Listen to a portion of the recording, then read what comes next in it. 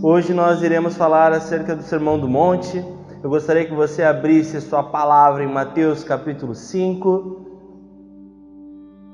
Mateus capítulo 5, a partir do versículo 1.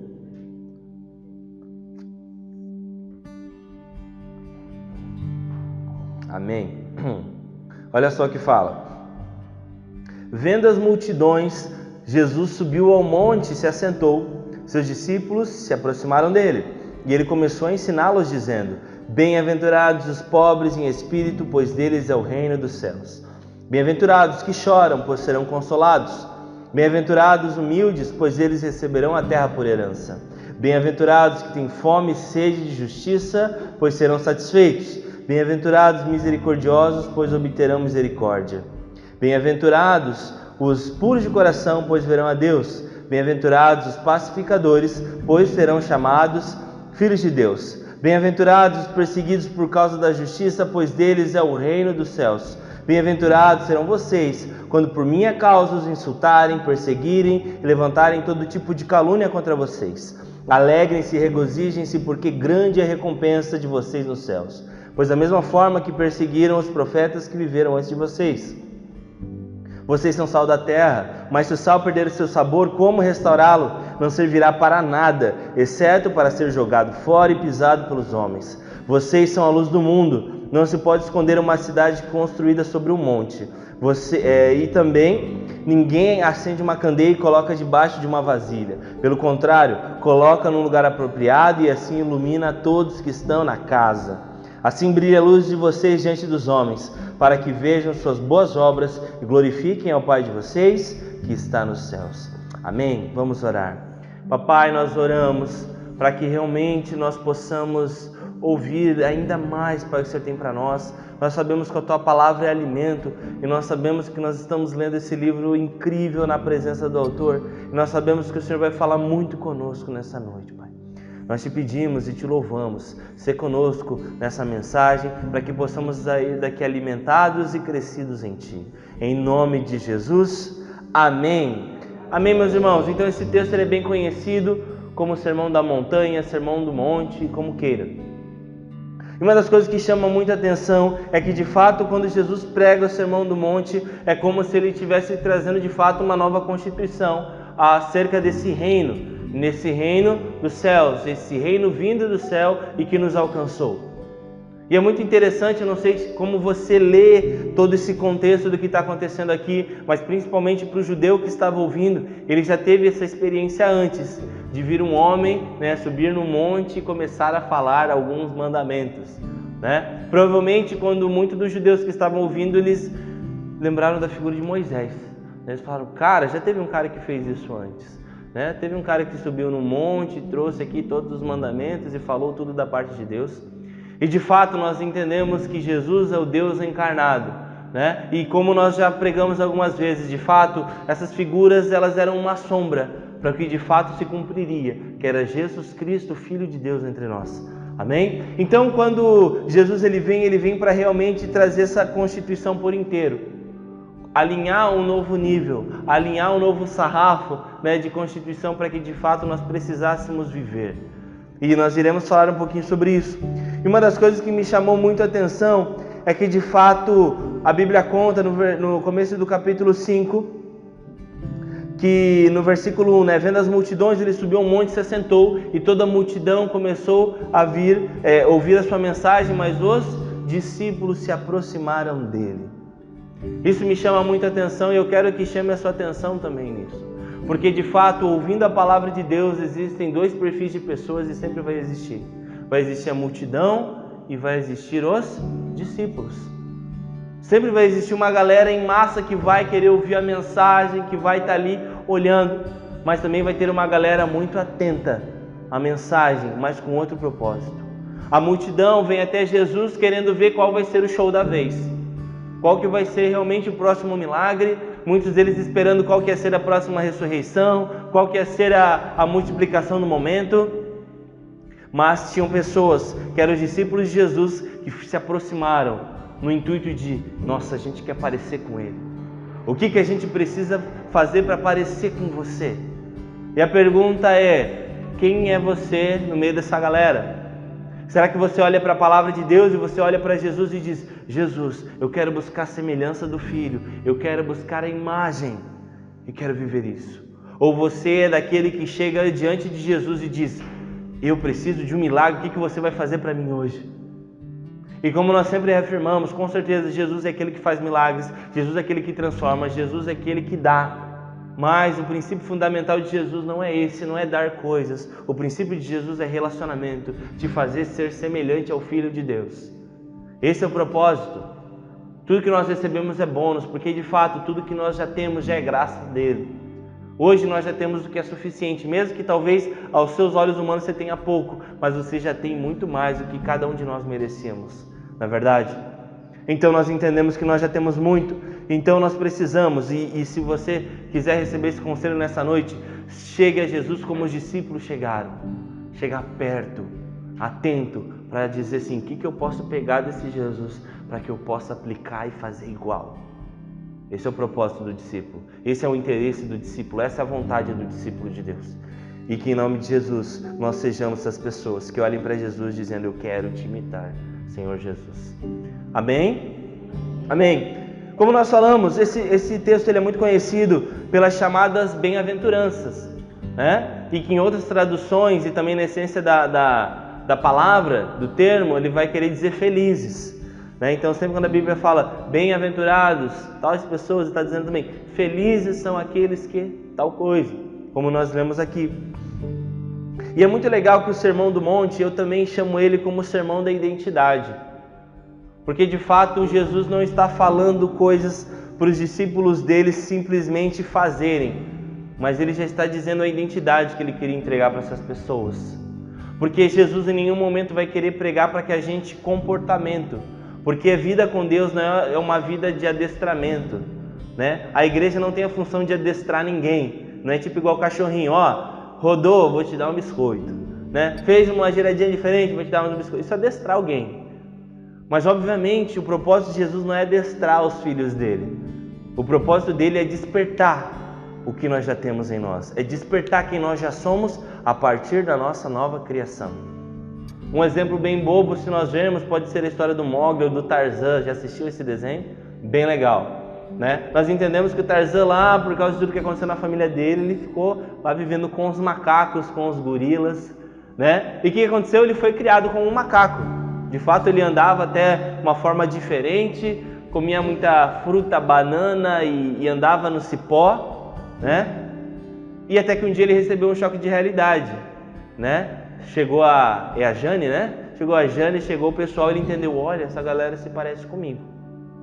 E depois de um tempo, de fato, o Tarzan foi aprendendo a ser gente como a gente, né? E a pergunta que eu te faço, né? O Tarzan, ele precisou virar um homem? Não, ele já era um homem. Só que ele estava agindo como um macaco, como um gorila. Mas depois que ele recebeu uma revelação, ele descobriu quem de fato ele era. E a partir dessa revelação ele viveu uma vida transformada para sempre. Amém, Tarzan. Né? Aí, Tarzan, é nós. Mas é mais ou menos isso o Evangelho. Em nós já existe um DNA que anseia por Deus. Sabe, aquela velha história que de fato há um vazio no coração do homem que só Deus pode preencher. E todos nós ansiamos por Deus. Porque todos nós ansiamos amor, não é verdade? Todo mundo quer ser amado, todo mundo quer ser abraçado, todo mundo quer ser perdoado, todo mundo quer se sentir livre, paz. E todas essas coisas são atributos de Deus. Então talvez você está procurando Deus e nem sabe. Porque você está procurando todas essas coisas e talvez procurou elas no lugar errado. Mas deixa eu te falar, o lugar certo para isso é Deus. Porque só em Deus você vai receber a revelação de quem de fato você foi feito para ser. E você vai descobrir o que há em você. E por isso, quando nós aceitamos a Jesus, nós recebemos um novo coração. E quando nós recebemos esse novo coração, Jesus fala que atributos esse novo coração ganha. Amém, meus irmãos? Amém. Então, que em nome de Jesus nós possamos entender que Deus está falando sobre a nossa identidade nesse momento. Deus está falando. Sabe, meus irmãos, Deus, Ele não cobra nada de nós. Deus não cobra alguns comportamentos. Deus dá um novo coração e nos transforma. Deus ele nos dá um novo coração e automaticamente, conforme nós o conhecemos, nós somos transformados de glória em glória, de fé em fé. Sabe, meus irmãos, não precisamos fazer nada para alcançar o favor de Deus. Sabe, quem fala para você que você precisa fazer algo para ser algo é Satanás. Satanás sempre vai dizer que você precisa fazer algo para ser algo. É muito claro no Jardim do Éden, com Eva. Olha, se você comer tal coisa, aí você vai ser como Deus. Deus não quer que você coma, porque se você comer, daí você vai ser. Na tentação de Jesus no deserto, todos nós aqui lembramos. O quê? Olha, se você é filho de Deus, faz isso. Se você quer tal coisa, faça isso. Por quê? Porque essa é a estratégia de Satanás, para dizer que você precisa buscar um favor com o seu braço e que de fato Deus já te deu todas as coisas. Você não precisa de esforço. O esforço já foi feito lá na cruz do Calvário. Jesus morreu por nós.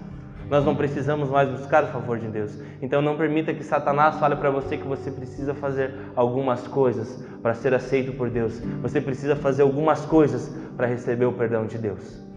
Amém? Amém. Então vamos lá. Como nós falamos, ele já começa falando um ponto muito importante, que é a primeira bem-aventurança.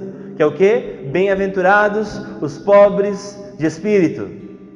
Amém? Bem-aventurados os pobres de espírito. O que a Bíblia quer dizer? Que na verdade, a Bíblia está querendo nos ensinar que os filhos de Deus são aqueles que não veem valor pleno nesse mundo. Aqueles que realmente olham para tudo que tem e dizem: eu realmente sou pobre, eu não tenho nada. É isso que Jesus nos ensina. Ele fala: bem-aventurado aqueles que são pobres de espírito, que olham para a sua vida e dizem: eu não tenho nada. E por isso que entra aquela velha história, do jovem rico. O jovem rico não era pobre de espírito, ele era muito rico, ele olhava para a riqueza dele com muito valor. E Jesus nos ensina: olhe para a sua riqueza com menos valor. Porque a partir do momento que você reconhece que realmente é a sua pobreza, como nós falamos sobre Laodiceia. Laodiceia, você tem muito, mas você é pobre, cego e nu. Mas o problema é que Laodiceia não estava reconhecendo. E Jesus nos ensina: reconheça a sua pobreza. Reconheça a sua pobreza. Amém, meus irmãos? E ele fala: aqueles que reconhecem que são pobres, é deles o reino dos céus. Porque o reino da terra não tem nada a ver com o reino dos céus. A riqueza da terra não tem nada a ver com a riqueza dos céus. Por isso que ele fala: não acumulem tesouros na terra, mas acumulem tesouros no céu. Amém, meus irmãos? Amém. Quando você encontra Jesus, nada mais toma teu coração. Nada mais toma teu coração. Nada mais tem mais valor do que o Senhor no seu coração. Amém, meus queridos? Amém. Segundo ponto: bem-aventurados que choram. Sabe? E é muito legal que ele fala: bem-aventurados que choram, pois serão consolados. Sabe, meus irmãos, o choro é um dos ápices da emoção humana. O choro para alguns às vezes até é incontrolável. Se você é um bom ator da Globo, você consegue chorar, fingindo. Mas o choro propriamente dito, em essência, é um ápice de emoção, seja de felicidade ou de tristeza. Mas o choro, ele é parte da vida, e principalmente da vida com Deus. Por isso que a Bíblia fala: chorem, lamentem-se, transformem o riso de vocês em choro, porque não há motivo para se alegrar. Porque todos pecaram e destituídos estão da glória de Deus, e nós precisamos nos arrepender. E bem-aventurados aqueles que choram e reconhecem que são carentes de algo. Sabe por quê? Porque a promessa é: serão consolados. Só aqueles que reconhecem plenamente são a habitação do Espírito Santo, porque o Espírito Santo é o Consolador. Você só realmente vai conseguir ser morada do Espírito Santo quando você realmente chorar a ponto de entender: Senhor Jesus, eu não sou nada, eu preciso do Senhor. E então o Espírito Santo pode te consolar plenamente, e então você ser morada do Pai. Você crê nisso, meus irmãos? E que em nome de Jesus, talvez você nunca chorou pelos seus pecados, talvez você nunca realmente se arrependeu dos seus pecados, e Jesus Cristo está à porta. Ele pode trazer transformação. Por isso que nós falamos que o Espírito Santo é aquele que convence do pecado, da justiça e do juízo. Só Ele para trazer um choro genuíno. Talvez você nunca fez isso antes na sua vida. Peça para Deus: Deus, realmente, eu quero colocar na Tua presença toda a minha podridão, todo o meu pecado, toda a minha falha, para que realmente eu possa ser consolado por aquele único Consolador vindo de Cristo, que é o Espírito Santo de Deus. Amém, meus irmãos? Amém. Glória a Deus. Quando nós falamos, outro ponto, bem-aventurança. Bem-aventurados os mansos, pois receberão a terra por herança. Os mansos. Sabe, meus irmãos, a loucura de viver o Evangelho é que, de fato, muitas das vezes nós queremos fazer justiça própria. Porque, querendo ou não, o contrário da mansidão é a ira. E geralmente nós nos iramos quando nos sentimos violados. Né? Por exemplo, alguém que te fecha no trânsito. Né? Tu se ira, você sente, pô, é meu direito, eu estava na pista certa e o cara me fechou e eu fico irado.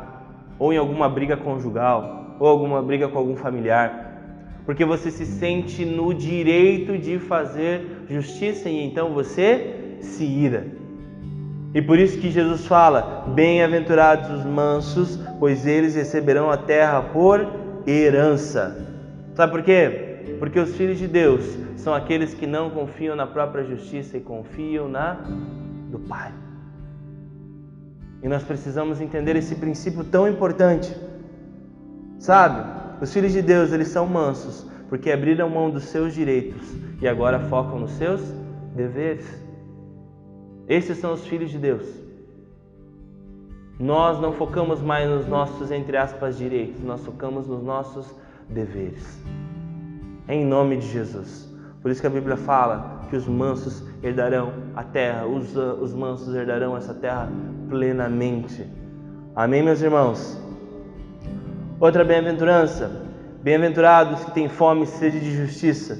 Muito parecido com o que nós acabamos de dizer. Os filhos de Deus são aqueles que se deleitam na justiça do Pai. Tudo será julgado, toda a justiça será feita. Mas a gente precisa crer em algo, que a ira do homem não produz justiça de Deus. A nossa ira, o nosso senso de justiça, nossa justiça carnal, não produz justiça de Deus. Interceda, ore, mas creia que muita da justiça que você acha que Deus está tardando ou acha que o tempo está passando pano, pode acreditar, a justiça de Deus será feita, a justiça de Deus será sanada. E os filhos de Deus são aqueles que aguardam ansiosamente e confiam na justiça do Pai. Amém, meus irmãos? Outro ponto de bem-aventurança: bem-aventurados os misericordiosos. Cara, o quanto de nós somos misericordiosos, porque o chamado do cristão é dar a outra face. Mas nós, sei lá se tem um chip dentro da gente, nós temos um anseio louco por vingança. Nós queremos retribuir, nós queremos dar na mesma moeda, nós queremos, mas só que essa é a parte crucial do Evangelho. Misericórdia, misericórdia, misericórdia. É muito legal a gente fazer a reflexão de e se de fato a justiça que nós temos com o nosso irmão ser a justiça que Deus faz conosco, a gente seria consumido, não é mesmo? E é incrível porque o próprio Jesus fala: a medida que vocês usarem para os seus irmãos, será usada contra vocês. Cara, isso deveria assustar a gente muito. Porque a régua de medida que nós usamos para condenar o nosso irmão é a régua de medida que será usada contra nós. E aí? O que você vai continuar fazendo? Pode continuar vivendo essa vida assim se você quiser. Mas Jesus é quem falou. A medida que você usa é a medida que será julgada sobre você. Isso é muito sério e deve gerar muito temor em nosso coração. É em nome de Jesus. E ele fala: misericórdia encontrarão misericórdia. A única forma de você encontrar a misericórdia de Deus é você ser misericordioso. A única forma, porque a medida que você usa será usada contra você. Amém, meus irmãos? Amém. Sexto, bem-aventurados os puros de coração, pois verão a Deus. Sabe, quando a Bíblia fala de puros de coração, não está falando dos perfeitos, mas está falando dos quebrantados. Cara, a única forma de você ver plenamente a Deus é você sendo puro de coração, você sendo plenamente aberto, saindo dessa casca de proteção que você usa. É um falso pensamento nosso achar que Deus não vê todas as coisas. Mas a palavra fala em Apocalipse que Ele é aquele que vem com os olhos de fogo, aquele que consome, que vê todas as coisas. Então nós precisamos entender, os puros de coração são aqueles que de fato conseguirão ver a Deus.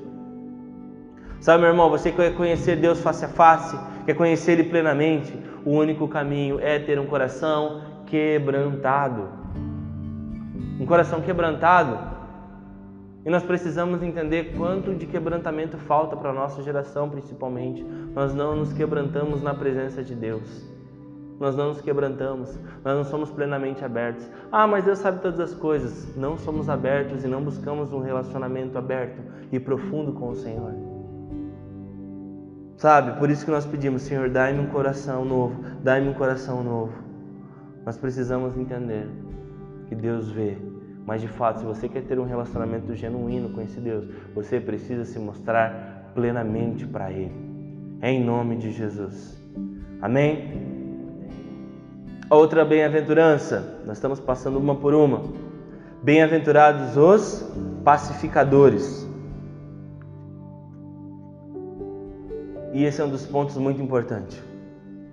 Bem-aventurados os pacificadores. Aqueles que não fazem guerra.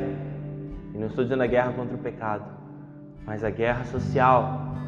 Sabe? Quem é você no seu casamento? Né? Agora pegou todo mundo, né? Quem é você no seu casamento? Você é o pacificador? Você joga gasolina, né? Quem é você no seu casamento? Quem é você no seu trabalho? Quem é você na sua família? Cara, você é... As pessoas olham para você como alguém pacificador ou como alguém muito difícil. Porque a Bíblia fala que, de fato, felizes são aqueles que são os pacificadores. Em nome de Jesus. E ele fala, pois serão chamados filhos de Deus. Os pacificadores precisam ser os filhos de Deus. Não tem, Jesus era pacificador, é só você ver. É só você ver tudo que Jesus fez com aquela mulher adúltera, com os pecadores, com as prostitutas. Jesus era pacificador. É só você ver as respostas de Jesus. Ele deixava muito uma pulguinha atrás da orelha dos religiosos, dos mestres da lei. Mas Jesus nunca ia para o fight. Jesus não queria ficar de briguinha em Twitter e em Instagram. Pacificador. Pacificador. E a pergunta é, será que nós como filhos de Deus somos pacificadores com a verdade que nós temos? Porque você pode de fato usar a verdade para criar mais caos. A verdade pode ser usada para criar caos, com toda certeza. E nós vemos várias coisas na internet que são verdades, mas que em vez de gerarem vida, geram caos. Mas é como fazer, a hora de fazer, o momento de fazer, a sabedoria. Por isso que a Bíblia fala que os pacificadores serão chamados filhos de Deus. Filhos de Deus. Porque os filhos de Deus são aqueles que são pacificadores. Em nome de Jesus. Amém? 8. Bem-aventurados os perseguidos. Muitas pessoas são do tipo, né? Estão falando mal de mim, né? A galera perseguida, né? É muito engraçado, né? Que se vem alguém falar, pô, estão falando mal de ti, né? Tu pensa, ainda bem que não sabem tudo, né? Porque de verdade, muitas das vezes a gente é bem pior do que as pessoas falam, não é mesmo? A gente se conhece, né? Então não se importe se alguém falar mal de você, que a gente é muito pior do que fala, né? Nós somos pecadores, nós somos falhos. Mas nós entendemos que de fato não tem como você insultar um filho de Deus. Sabia disso? Porque um filho de Deus, ele entende que ele já não é nada. Então nem dói. Nós não somos nada, nós entendemos que nós somos falhos. Então alguém pode vir, pô, mas tu é um podre. Pô, cara, é verdade, sou podre mesmo, cara, eu não sou nada sem Jesus. Cara, mas você é um hipócrita. Meu, é verdade. Poxa, eu preciso me arrepender todos os dias. Cara, mas você é isso. Cara, eu sei que eu sou isso, mas Deus é comigo. Não tem como insultar um filho de Deus. Já parou pra pensar nisso? Porque as pessoas falam pra caramba. E muita coisa é verdade mesmo, e vai fazer o quê? Mas a gente não se ofende, sabe por quê? Porque nós não somos nada. Pô, cara, mas você é isso, isso. Cara, eu sou, cara, mas eu tô buscando... Já tentou fazer esse exercício quando alguém vem falar pra você? Cara, você é um hipócrita. Cara, eu sou mesmo. Muitas vezes eu não vivo o que eu prego, mas eu vou me arrepender e eu estou em processo de santificação. Amém. Não tem como você deixar um filho de Deus, irritado e chateado. Por quê? Porque ele já entende que não são nada. Então felizes são essas pessoas que forem perseguidas, porque ele foi insultado, mas não abriu a boca, e como um cordeiro foi levado ao matadouro e não se mexeu, não falou nada. Como alguém que foi levado pelos tosqueadores, ele ficou paradinho e foi levado e foi morto e morreu por nós. Sabe, meus irmãos, nós não precisamos ser advogados de Deus. Não somos advogados de Deus. Deus não precisa de defesa. A Bíblia não precisa de defesa, meu. Nós somos testemunha. Faz de conta que você está num lugar onde está tendo um julgamento. Você não é advogado. Objeção! Falando, e fala. Não, cara, você é testemunha. Jesus só falava quando era perguntado. E muitas vezes nem quando era perguntado. Tu que é o Filho de Deus? Não, tu que está dizendo. Quem sou eu? Jesus, ele só falava quando era perguntado. Jesus, ele não se defendia. Ele falava, tu que o dizes. Amém. Então nós precisamos entender, nós como filhos de Deus, precisamos entender que a perseguição faz parte, mas nós não precisamos levar para o nosso coração, porque entendemos que de fato a perseguição faz parte e que de fato nós estamos num processo de santificação e de fato precisamos apontar para Jesus. Amém, meus irmãos? Amém. E aí nós encerramos a parte das bem-aventuranças. Sabe, meus irmãos, mais uma coisa que me chama a atenção, obviamente, não só a parte das bem-aventuranças, que é o começo do capítulo, mas depois, a partir do 13, ele começa a falar que nós somos sal e começa a falar outras coisas. Porque, como eu falei para vocês, o Sermão do Monte é um sermão de identidade. E se o Sermão do Monte só fosse as bem-aventuranças, talvez seria só um grande documento de boas práticas.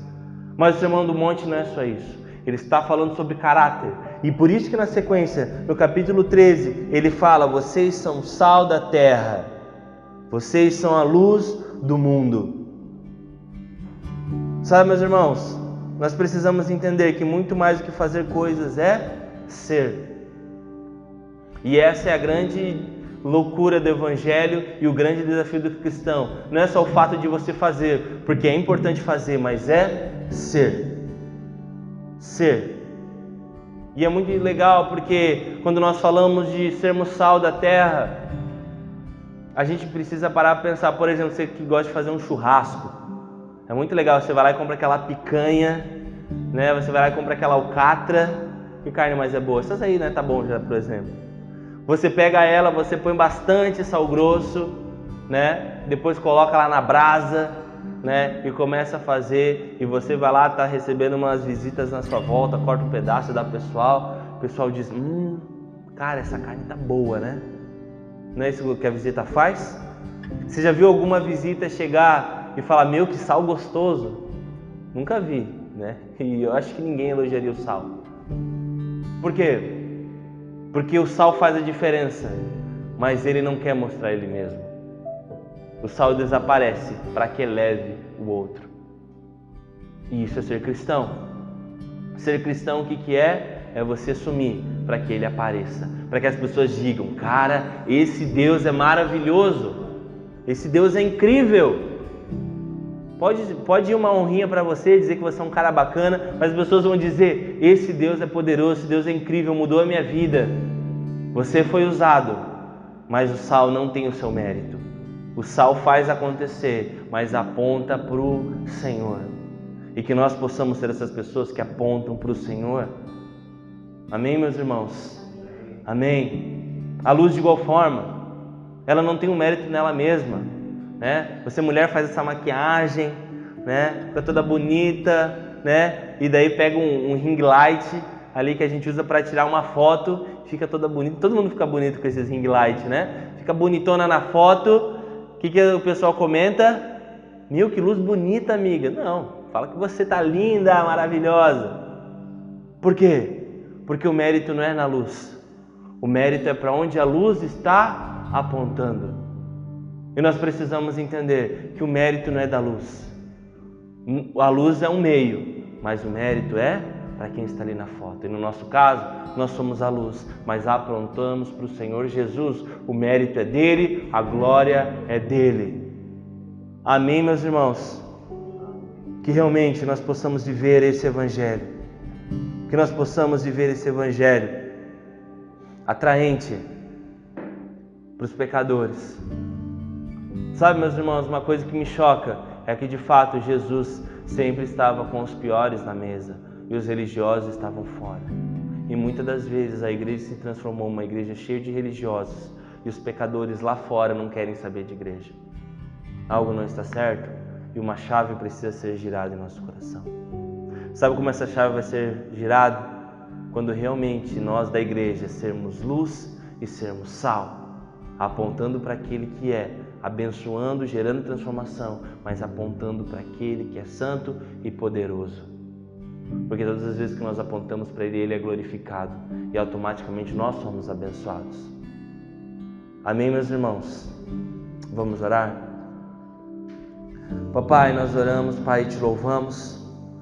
Nós te entregamos toda a glória e toda a honra, Pai. Nós não queremos, Pai, glória em nós mesmos. Nós não queremos, Pai, sermos realmente aqueles que aparecem, Pai. Muito pelo contrário, nós queremos desaparecer para que o Senhor apareça, Pai. Nós te louvamos e te agradecemos, porque o Senhor é santo, poderoso, digno de honra, digno de glória, para sempre. Em nome de Jesus. Amém, amém. Você pode aplaudir o Senhor Jesus? Glória a Deus. Amém.